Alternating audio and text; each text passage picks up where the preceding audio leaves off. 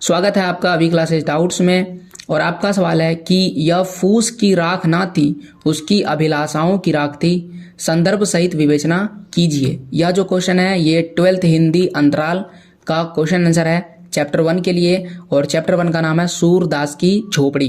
तो सूरदास की झोपड़ी वाली कहानी में जो उसके दोस्त होते हैं, पड़ोसी होते हैं भैरव, वह सूरदास की झोपड़ी को जला देता है।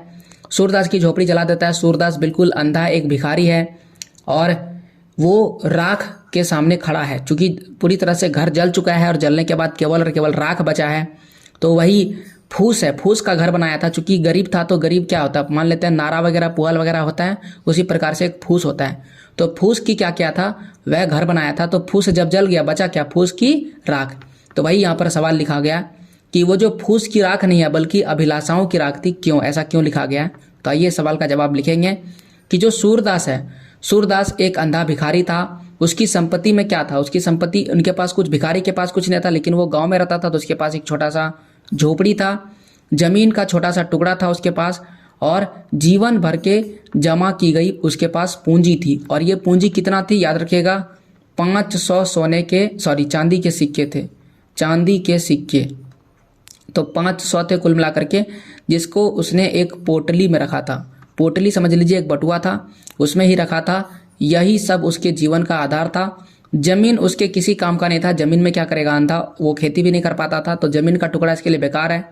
उस पर सारे गांव के जानवर क्या करते थे, चरा करते थे।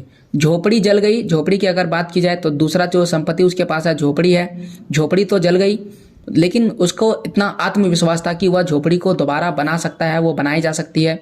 तो झोपड़ी भी दोबारा बनाया जा सकता है। जमीन का टुकड़ा किसी काम का न है। बचा क्या, जीवन भर की जमा पूंजी। लेकिन उस आग में उसकी जीवन भर की पूंजी जो है वो जलकर राख हो गई। हालांकि कहानी अगर आप पढ़िएगा तो कहानी में उसकी जमा पूंजी जल कर राख नहीं हुई है, बल्कि जिसने उसकी झोपड़ी में आग लगाया उसका नाम था भैरव। भैरव क्या करता है, उसकी यह पोटली उठा करके ले जाता है और उसके बाद उसमें आग लगाता है। तो भैरव इसकी पूंजी को ले जाता है, लेकिन इसको कुछ भी नहीं पता है सूरदास को, और इसको लगता है कि वह भी जल के क्या हो गई है, राख हो गई।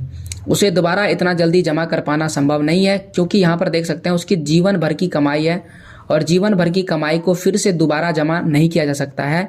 और अपने संचित धन से सूरदास क्या क्या करवाना, संचित धन का मतलब होता है जमा किए गए पैसे। जमा किए गए पैसे से सूरदास अपना, मिठवा है, मिठवा कौन है, मिठवा उसका पोता है, याद रखिएगा, मिठवा उसका पोता है। उसका सगाई मतलब उसका शादी करवाना चाहता था, ताकि उसको भी सुख सुविधाएं आनंद हो सके। पितरों का पिंडदान करवाना होता है, यानी कि जो मृतक लोग हैं, मरे हुए लोग, उनको पिंडदान करवाना पड़ता ताकि उनकी आत्मा को शांति मिल सके। और वो एक और काम करवाना चाहता था, गांव वालों के लिए एक कुआं बनवाना चाहता था। भला काम करवाना चाहता था, पूरे गांव वालों के लिए एक कुआं बनवाना चाहता था कि पानी की कोई समस्या नहीं रहे। ये सारे कार्य करना चाहता था, लेकिन वह धन उसके पास अब नहीं था, और इसीलिए उसे लगता है कि उसकी फूस की राख नहीं है, बल्कि जितनी भी अभिलाषा उनके मन में थी वह सब राख में बदल गई, वह सब खत्म हो गया। इसलिए सूरदास कहता है कि ये फूस की राख नहीं है, बल्कि ये अभिलाषाओं की राख थी। तो ये था तीसरे प्रश्न का जवाब। आप याद रखिएगा, मेरे चैनल पर आपके पहले चैप्टर का सारे प्रश्न उत्तर आपको मिल जाएंगे। डिस्क्रिप्शन में इसका प्लेलिस्ट है, वहाँ से विजिट कीजिए। मेरे चैनल को सब्सक्राइब कीजिए, अभी क्लासेस डाउट्स को। और मेरा जो फर्स्ट चैनल है अभी क्लासेस, उसमें अब मैं एनसीईआरटी सॉल्यूशंस भी अपलोड कर रहा हूँ। क्लास 6 से लेकर 12 तक का एनसीईआरटी सॉल्यूशंस अपलोड कर रहे हैं, जो हिस्ट्री, सिविक्स, ज्योग्राफी, ये सारे बहुत ही महत्वपूर्ण बुक्स हैं जिसे आपको समझना चाहिए।